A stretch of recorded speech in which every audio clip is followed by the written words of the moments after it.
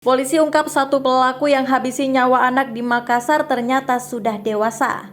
Polisi menyatakan salah satu pelaku yang habisi nyawa anak berusia 11 tahun di Makassar, Sulawesi Selatan ternyata berusia dewasa. Sebelumnya, kedua pelaku mengincar organ tubuh korban untuk dijual di situs jual beli online. Belakangan diketahui satu dari dua orang pelaku berusia 18 tahun. Setelah tim penyidik mendapatkan kutipan akte kelahiran dari kedua orang pelaku, kemudian diketahui bahwa usia pelaku ada yang di atas 18 tahun, ada yang masih di bawah 18 tahun. Ujar Kepala Seksi Humas Polrestabes Makassar, Kompol Lando Karua Sambolangi seperti dikutip dari Kompas TV. Berbeda dengan pelaku anak yang berhadapan dengan hukum, maka orang dewasa pelaku tindak kejahatan diancam hukuman maksimal yang diatur dalam KUHP. Ia menerangkan seorang pelaku berinisial MF yang awalnya disangka berusia 14 tahun namun dari akte kelahiran yang dibawa orang tuanya, ia lahir pada 5 November 2004. Sedangkan pelaku atas nama Ade lahir 28 Agustus tahun 2005. Jadi satu orang sudah berumur 18 tahun lebih dan satu orang lagi belum berumur 18.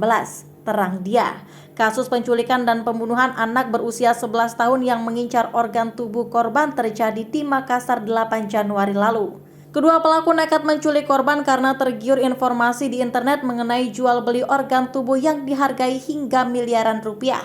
Korban dihabisi nyawanya, lalu jasadnya dibuang di sekitar Waduk Nipa-Nipa, Kecamatan Moncongloe, perbatasan Kabupaten Maros.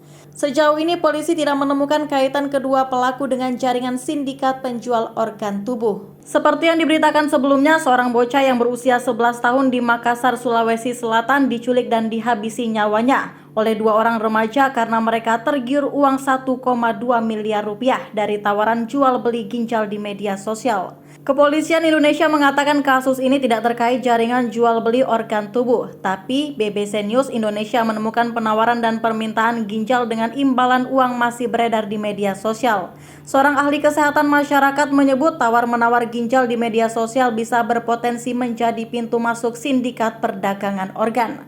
Sementara Ikatan Dokter Indonesia mengatakan sanksi berlapis bagi tenaga kesehatan yang terlibat operasi transplantasi ilegal.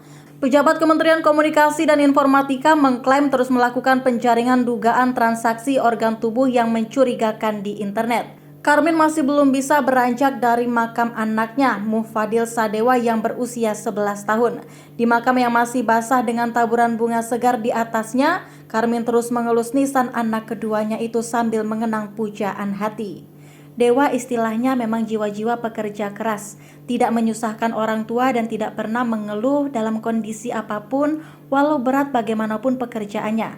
Jelas Karmin yang tahun ini berusia 33 tahun. Selama hidup Dewa lebih sering bersama neneknya yang bernama Aminah. Dia bilang mau jadi tentara, kata Aminah di rumahnya.